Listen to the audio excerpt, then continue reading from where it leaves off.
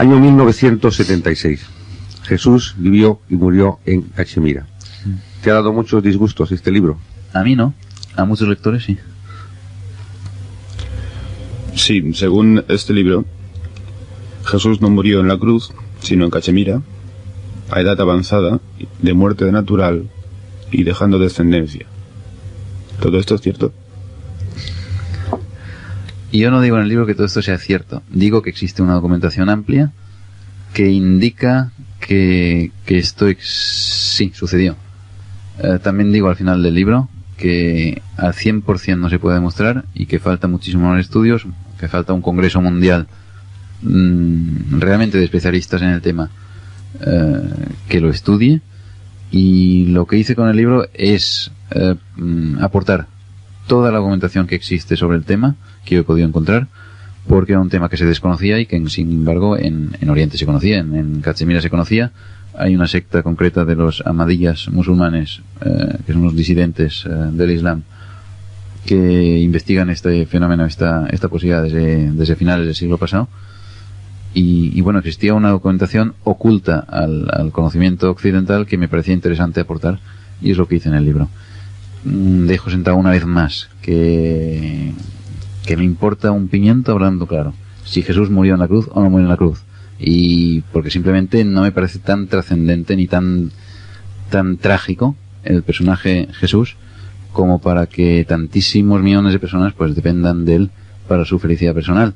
Simplemente, como investigador, tuve acceso a unos conocimientos, a unos textos y a unos lugares que indican que sí, que el personaje Jesús no murió en la cruz. Huyó de Tierra Santa, digamos, de Palestina, se encaminó hacia el este para reunirse con los restos de las 10 tribus perdidas de Israel, y ahí murió. Todo esto me parece suficientemente interesante para investigarlo desde un punto de vista simplemente histórico, aparte del religioso. Y como esta documentación existía, pues la aporté en un libro y ahí está. Por esto digo que a mí no me dio ningún disgusto, a pesar de amenazas que hubieron y de pataleos por ahí.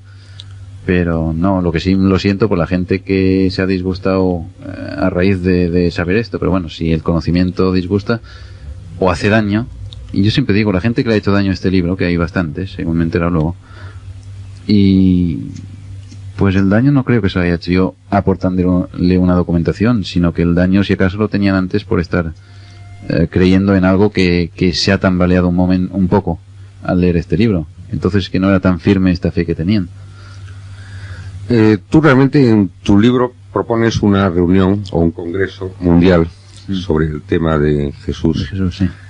Bien, este reto o esta propuesta no ha sido aceptada, y lo que en realidad pasó es que o sí ha sido aceptada. Sí, bueno, logré celebrar se convocar un congreso en Londres en el año 78, 2 años después del libro, 76, 78 sí creo que fue, en el Commonwealth Institute en Londres, en donde reunimos a muchísima gente de Asia, de África, de Estados Unidos, de Canadá, de aquí de España.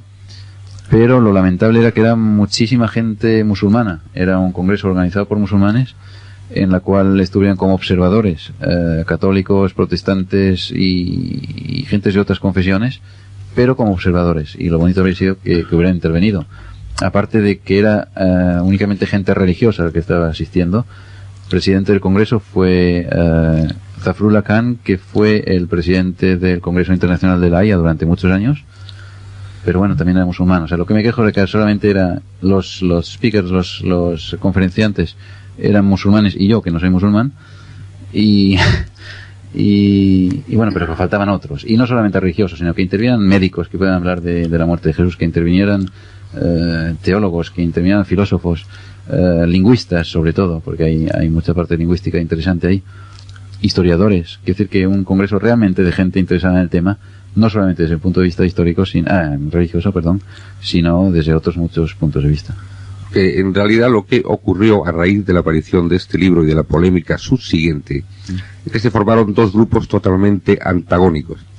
Los de los que creían que realmente lo que afirmabas tú en tu libro podía ser cierto, y los que rotundamente se oponían, y lo calificaban de superchería y lo calificaban de atentado pues a la resurrección de Cristo, a la resurrección de Jesucristo como algo trascendente dentro del cristianismo. Y estos dos grupos me parece que jamás han intentado dialogar entre ellos. No, te voy a decir varias cosas aquí.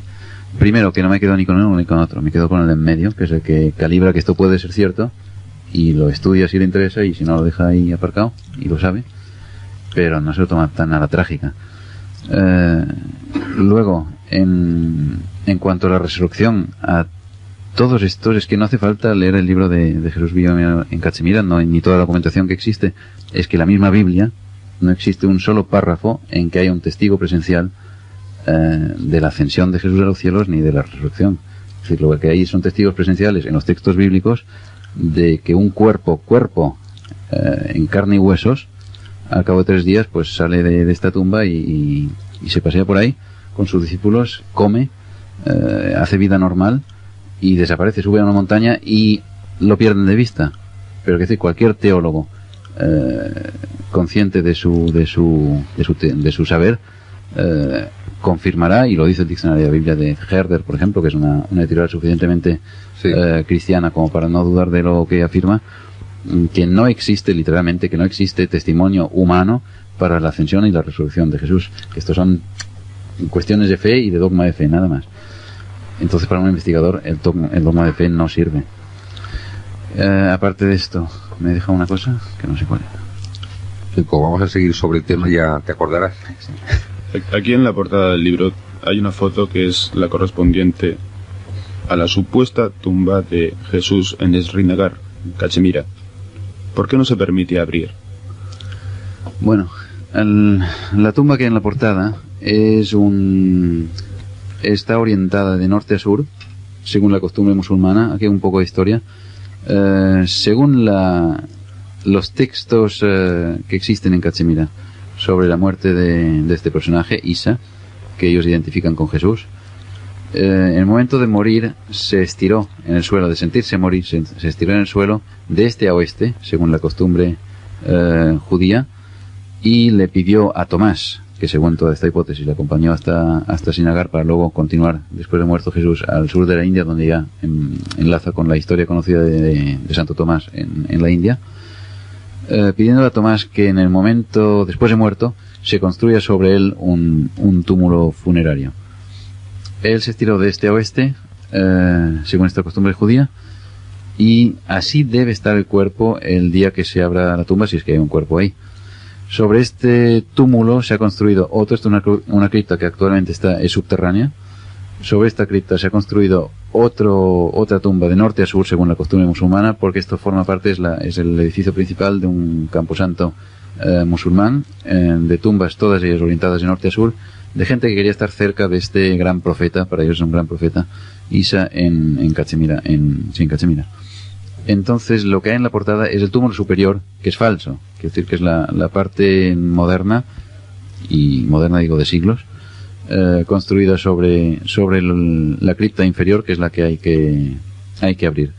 Cuando yo estuve en Cachemira en el 76 por primera vez, aún se veía todavía desde la calle la parte superior de este edificio que hoy es subterráneo, emergiendo por encima del asfalto de la calle. Hoy en día ya está cerrado, o sea, ni siquiera la ventana, y afortunadamente me traje entonces suficientes fotos y diapositivas para demostrarlo, ya no existe, ya ha subido el nivel de la calle, se ha tapiado incluso los 2 palmos de ventana tapiada que se veían antiguamente, y se está dificultando que se sepa que debajo de esta cripta, debajo del nivel de la calle, existe una cripta subterránea. ¿Por qué es tan difícil abrirla? Porque, como digo, fue un profeta, un hombre santo para los cachemires, no desde el punto de vista cristiano, sino para los mismos musulmanes, que son en Cachemira todos ellos antiguos israelíes conversos al islamismo, y para sectas hindús que viven en Cachemira. Que dice que para todos ellos sería una violación de santuario, porque lo consideran un santuario, el Rozabal, que es el edificio que alberga el supuesto cuerpo de Jesús, y es una violación de santuario. Todos habéis visto cómo reaccionan estas sectas, por ejemplo, en el caso de Indira Gandhi recientemente, los Sikhs. Hay una violencia sectaria, hay son sectas actuantes, militarizadas, son sectas que confunden o engloban en un todo lo que es la divinidad y lo que es la lucha por esta divinidad, la lucha activa, y bueno, lo que se trata es de conjuntar las diversas sectas y poder abrir esta cripta. Por parte del gobierno de Cachemira tenemos casi la autorización para hacerlo. Faltan las sectas y falta el gobierno central de Nueva Delhi, de la India. De todas formas, hay otras ofertas que he recibido que no puedo cumplir, como sería, por ejemplo, comprar todo el Camposanto. Cosa aberrante, pero esta oferta existe. Y bueno, sería una forma de poder entrar ahí. Pero bueno, es una labor muy lenta y hay que ver de poder entrar sin necesidad de comprarlo. Estamos hablando del tema Jesús vivió, murió en Cachemira. Nosotros conocemos el libro, pero a lo mejor los oyentes no. No, sí. ¿Por qué no explicamos un poco cuál es la teoría para luego intentar profundizar sobre ella? Bueno, la base del libro es que Jesús efectivamente fue crucificado un viernes a mediodía, que no tuvo tiempo suficiente de estar colgado en la cruz como para morir, estuvo 3 horas en la cruz. Reflejo de ello es que los dos hombres que están colgados junto a él en sendas cruces se les tienen que quebrar las piernas para que acaben de morir. Aquí hay todo un análisis del lienzo de Turín, por ejemplo, que cada vez más está evidenciando que realmente es el lienzo que envolvió el cuerpo de Jesús, para, a través de los puntos de sangre que en él se reflejan, demostrar que Jesús estuvo vivo en el momento de ser bajado de la cruz. Los puntos de sangre que existen en la región en donde estaba su cabeza, en los brazos, en los costados, de sangre líquida, demuestran que aquel cuerpo seguía vivo, no estaba muerto, no se había agolpado la sangre en las partes bajas de las piernas como tendría que haber sido en caso de estar muerto. Había sangre líquida que fluía de sus heridas en el momento de ser envuelto en el lienzo. Por otra parte, los puntos de sangre de la lanzada que le dio el centurión romano demuestran, o sea, ahí sale sangre líquida mezclada con agua por el costado, que la Iglesia, o el Vaticano en este caso, seguía diciendo hasta hace muy poco que era debido a que la lanzada tocó una cavidad del corazón en la que había quedado estancada sangre líquida, y que esto de la sangre y el agua que surgieron por esta herida. Sin embargo, los puntos de entrada y salida de la lanza demuestran que pasó por encima del corazón, que en ningún momento tocó la lanza del corazón de Jesús. Todo esto suponiendo que el lienzo de Turín se confirme finalmente que sea realmente el lienzo que envolvió el cuerpo de Jesús. Fue bajado de la cruz con vida, como digo, fue entregado a José de Arimatea, no a sus enemigos, curiosamente, sino a José de Arimatea. Antes hay que hablar de Pilatos. Pilatos es un hombre que en el momento que no estaba de acuerdo con la muerte de Jesús, que se vio obligado a ayudar en el juicio en contra de Jesús porque le iba a su cargo de gobernador romano, porque los judíos le acusaron de que si no mataba a Jesús, ellos denunciarían a Roma, al gobierno central en Roma, de que había un revolucionario en Palestina, que era Jesús, que estaba atentando contra el gobierno romano, y que él estaba consintiendo a este terrorista en su territorio. Entonces, entre perder su cargo y matar a Jesús, pues optó por matar a Jesús. Hay una parte clave en el momento en que Pilato se lava las manos, porque hay dos interpretaciones que no, hasta el momento es imposible de desvelar cuál de las dos es la auténtica. Lavarse las manos en el juicio podía suponer tanto el decir, bueno, yo me lavo las manos de este juicio y no estoy de acuerdo, por tanto me lavo las manos, como podía decir, según la costumbre judía, que lavarse las manos quiere decir que sentencia definitivamente. O sea, el momento de lavarse las manos es que acabó el juicio y está de acuerdo con el juicio. Son los dos puntos opuestos y convendría saberlo, y esto creo que no se va a saber nunca, cuál fue la intervención que Pilatos le dio en el momento de lavarse las manos. Si era para decir que no estaba de acuerdo o precisamente que acaba de sentenciar la muerte de Jesús. Sea como sea, en el cuerpo no se entrega curiosamente a sus enemigos, sino que se entrega a un amigo. de Pilatos y de Jesús, a José de Arimatea, y que ofrece su sepulcro, amplio sepulcro en el que cabían perfectamente 3 personas de pie, para depositar el cuerpo. Se llama a un amigo de Pilatos y de José de Arimatea, que es Nicodemo, el médico que cura las heridas de Jesús en este sepulcro. Bueno, aquí lo digo así muy por encima, pero en el libro está documentado todos estos contextos y con los textos que hablan de ello. Cura las heridas de Jesús con un ungüento que es el Maram y Isa, que está citado, por ejemplo, en el famoso Canon de Avicena, el libro clásico de medicina musulmán que todos hemos estudiado en el bachillerato, y ahí el Canon de Avicena habla del Maram y Isa como el ungüento que curó las heridas del Señor. Después de esto, Jesús huye, literalmente, se reúne con sus discípulos, que no dan crédito a sus ojos al verle delante de ellos, vivo en cuerpo y alma, en cuerpo y huesos, en carne y huesos. Hay un discípulo que duda, entonces dice, bueno, por favor, tócame, verás que soy un cuerpo. El discípulo le toca y sí, se da cuenta. Jesús pide comida, es un cuerpo que tiene necesidades humanas, pide pescado concretamente, y algo para beber, bueno, y huye. Aquí interviene, esto no lo digo en el libro, pero estoy convencido, bueno, es así, que le ayuda a la secta de los esenios, que le ha preparado su huida hacia, al menos hasta el Pakistán, la parte de Irán y Pakistán. Luego ya enlaza con otras sectas que le ayudan desde la India. Huye, le acompaña, según los documentos, su madre, María, aunque hay dudo si es realmente su madre o si es otra María la que está acompañando. No creo que su madre acontase este viaje. Y le acompaña Tomás también, como digo. Existe una tumba que se llama Maimari Da Astan en Murre, cerca de Rawalpindi, en el Pakistán, que es la tumba de la Madre María para los pakistaníes, y sería la tumba de esta María que acompañó a Jesús, que se interpreta es la de la Madre de Jesús, pero no creo que a su edad fuera capaz de hacer este viaje.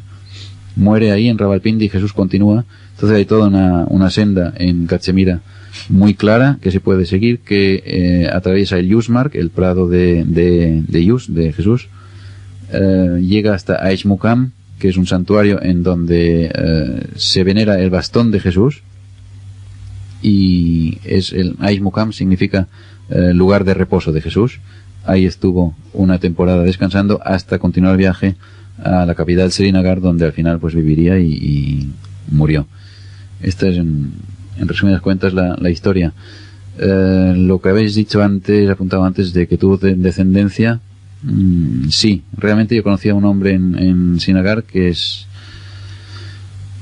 Bashar al-Salem, un hombre político influyente, fue en su juventud un revolucionario separatista cachemir, encarcelado varias veces, y él tiene el árbol genealógico desde Jesús hasta su misma persona, en que demuestra que es descendiente lejano de Jesús, que Jesús, esto está reflejado en un libro de historia cachemir antiguo, en sánscrito, el Bhavishya Mahapurana, en el cual el rey Shalevahin de la época de Jesús entra en contacto con este personaje, con este hombre santo, y cuando llega a Cachemira se interesa por la llegada de este hombre, distinto de todos los demás que ahí viven, y al ver que está solo le ofrece mujeres. Le dice, bueno, tú necesitas a alguien que cuide de ti, necesitas vivir con mujeres como todos nosotros, y tal. Entonces el supuesto Jesús, hablemos de Isa, que es el supuesto Jesús, se niega, dice que él no necesita a nadie que cuide de él, que él ya se sabe cuidar solo y que además no necesita mujeres. Entonces insiste tanto el rey Shalevahin, que al final acepta tomar a una mujer como ayudante, una mujer que simplemente le haga la comida y le cuida la estancia en la que vive, y según parece tuvo descendencia de esta mujer. De todas formas, actitudes posteriores de este hombre de Bashar al-Salem, que en principio me pareció muy honesto, y me sigue pareciendo muy honesto, pero actitudes posteriores de protagonismo simplemente personal, pues me hacen dudar un poquito. No dudo de su árbol genealógico, pero dudo de él. Entonces no sé hasta qué punto él puede haber falseado un poquito su historia, y en un nuevo libro desde luego suprimiría este capítulo completamente, porque además no tiene trascendencia. Bien, hemos hecho una síntesis. Ahora me gustaría empezar por el principio. O sea, la Biblia tiene evidentemente grandes lagunas. Sobre todo si hablamos de la vida de Jesús, ocurre que entre que nace, que ya tiene esa problemática que luego si nos da tiempo debatiremos, hasta los 12 años prácticamente no hay historia. De los 13 a los 29 todavía hay menos. No hay nada. Nada. Bien. O sea, simplemente, perdón, sí. Desde el punto de vista ya bíblico del personaje Jesús, no hay ninguna evidencia de que el niño Jesús sea el hombre Jesús que después aparece al cabo de 18 años. Sí, también existe la duda, ¿nació en Belén o nació en Nazaret? Sí. Bien, lleno de dudas. Pero no obstante, a pesar de no haber datos en la Biblia, hay una serie de documentos de origen tibetano en el que sí consta la trayectoria entre los 13 años y los 29. Sí. Aquí hay un viajero ruso, Notovich, Nikolai Notovich, que en el siglo pasado, pues sí, hizo un viaje largo a través de Cachemira, India, Cachemira, hasta llegar al Tíbet, y en un monasterio en Hemis, en Ladakh, que es una región entre Cachemira y el Tíbet, se le conoce también por el pequeño Tíbet, es una región montañosa fronteriza. Por una casualidad, porque se rompió una pierna ahí, pues tiene que permanecer una temporada en este monasterio, y se entera por el lama superior de aquel monasterio de la existencia de unos textos, copia de otros textos que existen en Lhasa según este lama, o existían, porque hoy en día supongo que ya no existe nada de esto después de la entrada de los chinos en el Tíbet, pues que hablaban de la vida de Jesús, precisamente de la época en que no dice nada de él la Biblia. Sería un primer viaje de Jesús a la India, en el que no fue al norte directamente, sino que hizo toda la ruta de la India del sur, bajando por el flanco occidental de la India hasta el sur, hasta Madras, y sube por el lado oriental para luego pasar al Tíbet y ahí tener acceso a los conocimientos tibetanos, que son los que de hecho, y budistas, que son los que luego aplicaría en Tierra Santa. De hecho fuera una época de aprendizaje del lamaísmo y del budismo por parte de Jesús, para luego aplicarlo en sus propias enseñanzas en Palestina. También existe la duda de que si el Jesús que aparece a los 30 años es el mismo que nació en Belén. No hay ninguna posibilidad de demostración de que sea el mismo. Puede serlo y puede no serlo, no lo sabemos. Pero sobre esto, dado que pueden existir numerosos, bueno, que existen y en el Antiguo Testamento así aparecen numerosos Jesús, también puede surgir otra duda. Si el Jesús que murió y vivió en Cachemira no puede ser otro Jesús, distinto del Jesús de Nazaret, o distinto del que se dice que murió en la cruz. O sea, esta relación concretamente entre Jesús que muere, que es crucificado, y el Jesús que luego aparece en Cachemira.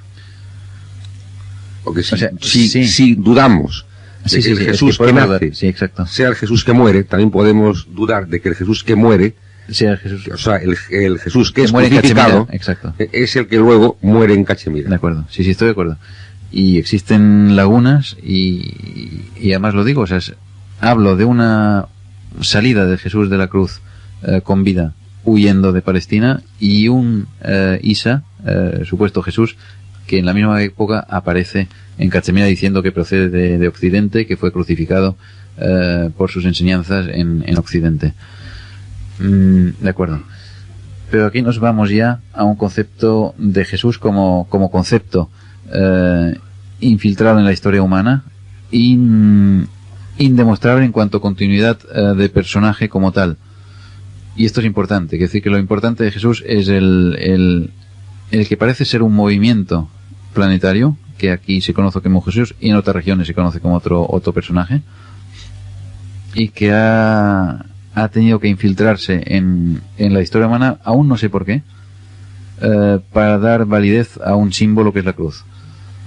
Y bueno, ahí nos vamos, dejamos de lado la importancia. Por esto dije antes que no era tan importante si había muerto o no había muerto en la cruz, porque el personaje de Jesús como tal pues no es tan importante o tan trascendente. por cuanto realmente parece ser un movimiento. Y si queréis, pues no se puede hablar más. Se puede hablar incluso de si el mismo Jesús crucificado era el Jesús de que habla la Biblia, o si hubo ahí una sustitución incluso antes de la cruz. Bueno, nos vamos a todo un concepto de lo que es la figura de Jesús y que se diluye en la indemostrabilidad de la continuidad del personaje en todos estos personajes. Es decir, que hay una serie de fenómenos que hablan de un hombre Jesús divinizado o de origen divino, que se ha metido, por decirlo así, en la raza humana por algún fin concreto. Pero es un concepto, no es un personaje. Bueno, la cruz, desde el punto de vista religioso, tiene una gran importancia. De hecho, es el símbolo que lo representa. Vayamos por partes.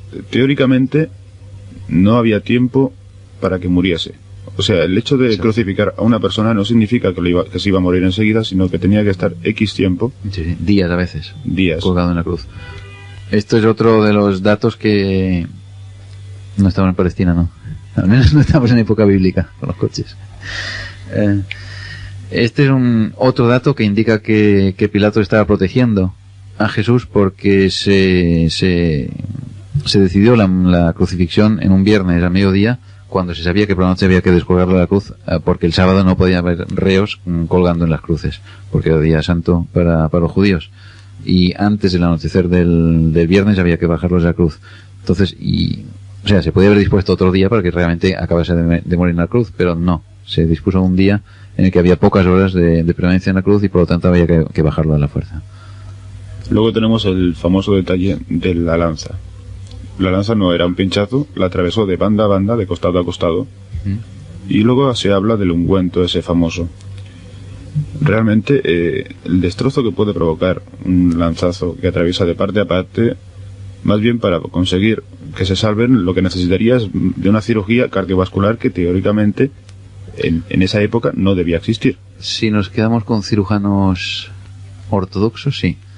Si nos vamos a fenómenos, por ejemplo, como Iván Trilla, que es un hombre un brasileño que vivió aquí durante muchos años en Madrid, en Barcelona, y yo a este hombre le he visto como unas 200 operaciones, más de 200 operaciones, a cuerpo abierto y a tijerazo limpio, sin anestesia, sin ninguna preparación, sin ningún cuidado médico tradicional, y curando cosas increíbles, atravesando cuerpos con las tijeras.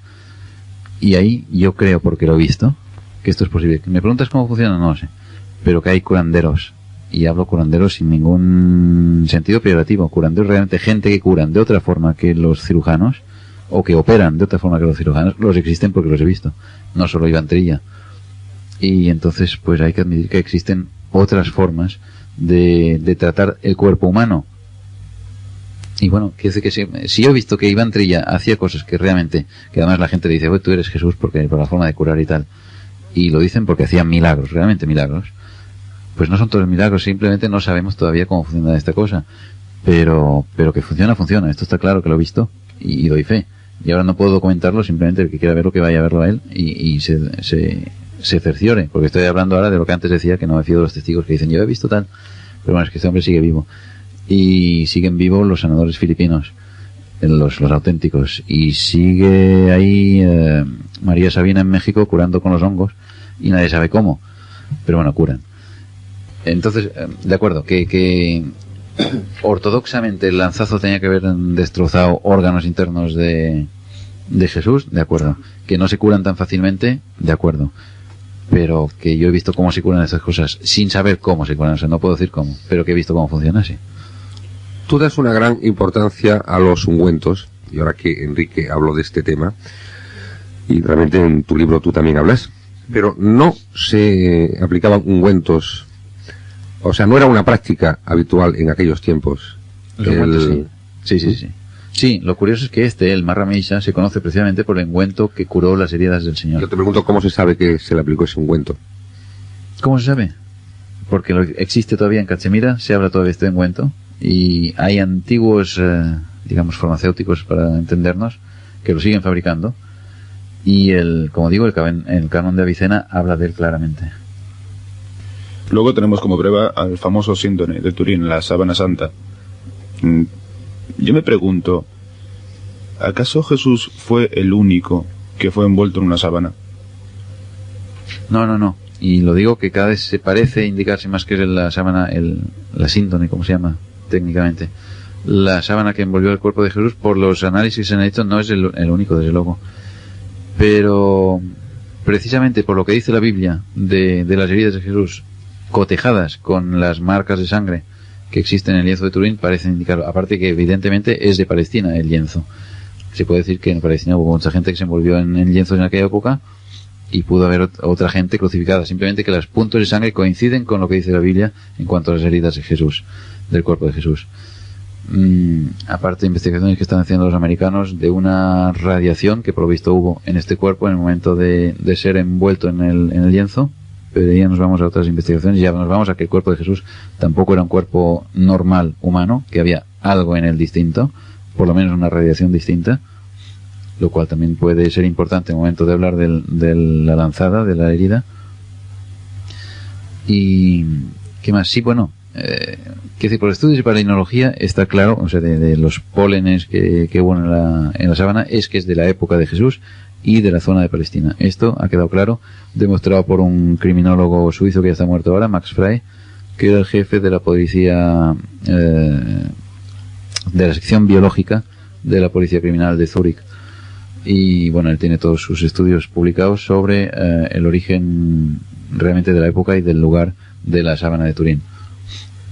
Es lo mismo que, por ejemplo, en la cripta subterránea de Cachemira. Se puede abrir, claro, se puede llegar a abrir la cripta, pero aunque se abra, ahí puede haber un cuerpo realmente de esto a este, como dicen las tradiciones, que se dispuso Jesús en el momento de morir.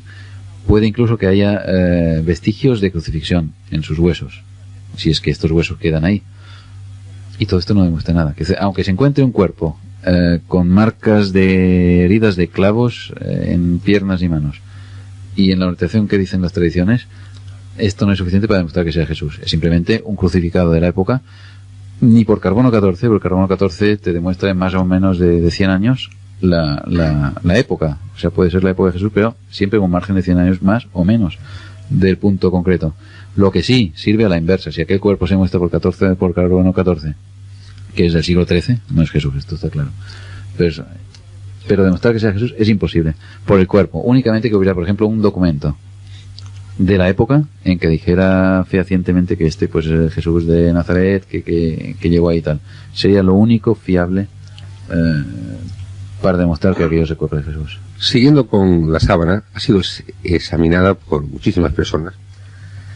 Entonces hubo un cierto examen por computadoras y según este examen, las manchas de sangre impresas en la sábana resultaron ser verticales, lo que a juicio de los expertos ortodoxos demuestra que se produjeron mientras estaba en la cruz. Entonces, para ellos, esta demostración, o estas pruebas, demuestran que murió en la cruz. Porque luego, cuando hablan de las otras heridas, hablan de unos coágulos que, según ellos, representa que cuando manó esa sangre, Jesús ya estaba muerto. En la cruz no se le envolvió, esto está claro. Quiere decir que en la disposición que estaba en la cruz no se envolvió el cuerpo de Jesús. Se bajó y se envolvió luego. Que se le acostase en una posición inclinada, tal vez.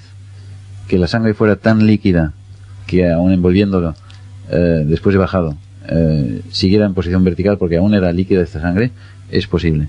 Pero envuelto en la cruz no aparece ningún testimonio. Además no se sube a alguien para envolverlo, luego baja el pobre, se baja y luego se envuelve, por lógica, vamos. Sí, eso está clarísimo. Luego el hecho de que haya quedado representado a su imagen en la sábana, hay diversas teorías. Una, esa que dice de la radiación, que según tengo entendido fue un momento instantáneo, exacto, 2 milésimas de segundo, algo así. Sí. Y existe la otra teoría de la impregnación de los vapores con el mirra y todo esto que le ponían, que eso llevaba horas. Esto sigue en estudio, que los americanos son Bumper y otro, no me acuerdo. Son dos investigadores que trabajan con material sofisticado de la NASA aplicado en el cosmos y están estudiando, han logrado reproducir la imagen tridimensional del cuerpo de Jesús. Las maquetas que ellos trajeron al Congreso Turín las vi. Tuve la suerte de coincidir, de que se expusiera públicamente la sábana de Turín hace unos cuantos años, que esto sucede creo que cada 40 años. Y ahí fui a hacer cola para ver la sábana durante horas y luego asistir al Congreso sobre la Sábana Santa en Turín, de científicos de todo el mundo. Ahí estaban los americanos. Ahí trajeron su maqueta tridimensional del cuerpo de Jesús a raíz de sus investigaciones de la sábana, y ellos siguen investigando. Ellos también dicen que lo único que piden es para saber si la sábana es auténtica, es un trozo de hilo de 2 centímetros, no piden más, o de 1 centímetro de la sábana para poderlo analizar en Estados Unidos. En cuanto a su antigüedad, la Iglesia la comisión encargada de la custodia de la Sábana Santa en Turín les niega este centímetro de hilo, porque dicen que sería no destruir, pero sí mermar la integridad de la sábana. Ellos dicen que no se mermaría en absoluto, que han hecho otros estudios con otros tejidos y no se estropea en absoluto por cortarle un centímetro de hilo, y con esto tenían suficiente. Ellos también dicen que no pueden con esto demostrar la autenticidad de la sábana, sino simplemente, en caso de que el análisis diera una época absolutamente distinta de la muerte de Jesús, pues demostrarían que no es la auténtica, que es lo que les falta por comprobar. ¿Qué más? Que lo de la radiación, sí, ahí parece haber un momento en que este cuerpo emitió, en el momento de ser envuelto o poco después, una radiación fuerte, porque hay quemaduras, por lo visto, de radiación en el lienzo. Y esto no indica nada más que el cuerpo de Jesús pues era algo distinto del cuerpo humano normal. En este sentido sí sería el mismo Jesús niño, porque si este cuerpo era distinto, esto lo explica toda la preparación previa de María y de la madre María, de Ana, que las dos es una preparación de dos generaciones de un cuerpo femenino para dar vida a un cuerpo distinto del humano normal. Tanto María como su madre viven un proceso toda su juventud hasta el momento del parto absolutamente aisladas del resto de sus convecinos.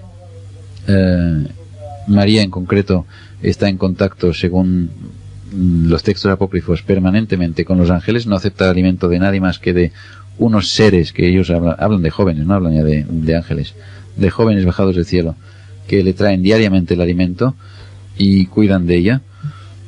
Y Ana también, la madre de María.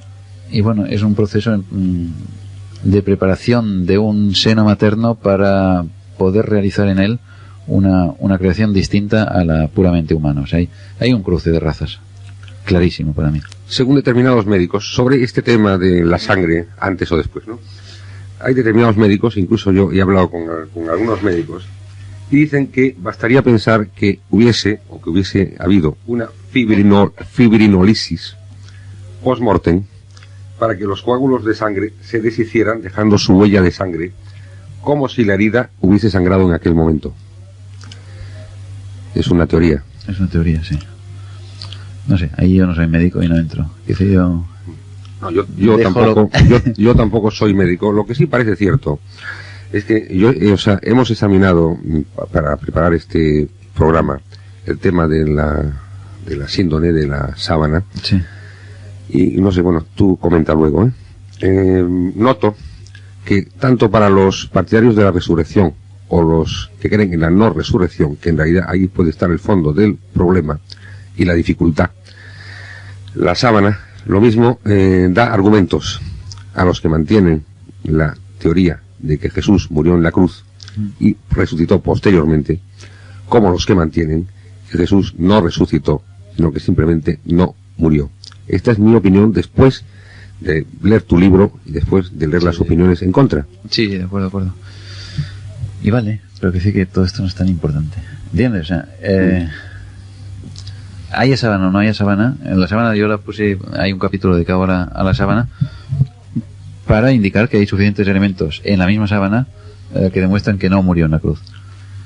Pero que esto no es la base del libro, que dice que es un documento adicional para toda la hipótesis del libro. Sí.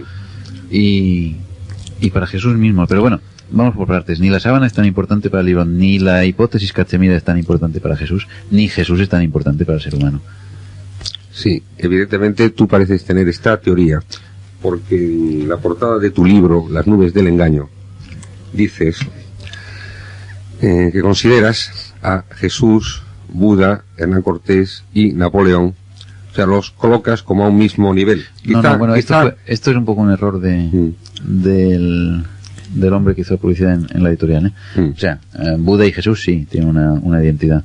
Hernán Cortés y Colón no. Simplemente hablo de aspectos de Hernán Cortés y tal, que entran en la fenomenología paranormal o ufológica, pero no en el contexto de Jesús o de quien sí entra, por ejemplo, en la figura de Jesús. Y antes de hablar de movimiento de Jesús, dije que hay, aquí se conoce por Jesús y hay otras civilizaciones que lo conocen por otro nombre. Pues Buda es uno en Oriente, Quetzalcóatl es en Centroamérica una figura similar a Jesús, también su símbolo es la cruz, también desciende del cielo, también trae un mensaje para los pobladores de aquella región de Centroamérica. Y Xocalacal es un hombre parecido en el Pacífico, y hay aquí apariciones que dice que por ejemplo, el caminar sobre las aguas, que creo que antes salió por aquí citado,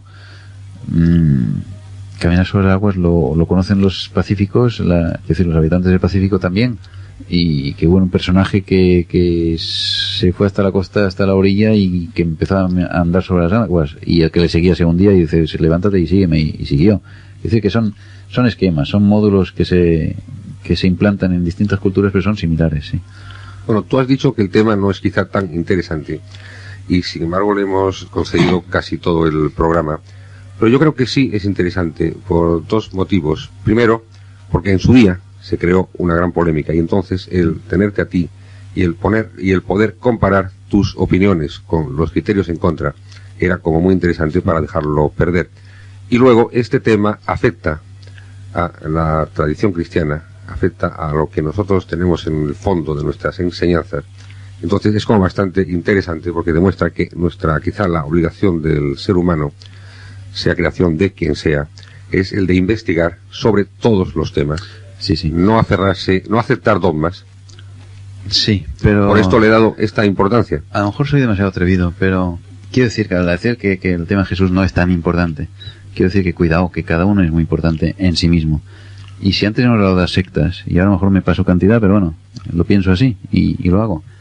Quiero decir que no es más que otra secta, otro condicionamiento. Quiero decir que el depender de Jesús para todo en tu vida, o el anular parte de tu existencia por Jesús, me parece, no digo aberrante, o sea, respeto a la gente que lo hace, pero por favor, que antes está el ser humano como tal. O sea, el entregar o el depender toda tu vida de un símbolo o de un personaje. Y yo, no sé, fui anteayer a un entierro, y hace tiempo que no iba, vamos, y fue a un entierro y era de un hombre, de un creyente protestante, que se murió. Entonces toda la ceremonia fue protestante, y en el cementerio en Montjuic también pues fue una charla protestante, y ahí una vez más oí con vehemencia, casi con fanatismo, bueno, sí, casi con fanatismo, de que los que creemos en Jesús nos salvamos y los demás no se salvan. Hay que tener fe en Jesús para salvarse, porque si no estás perdidísimo. Por favor,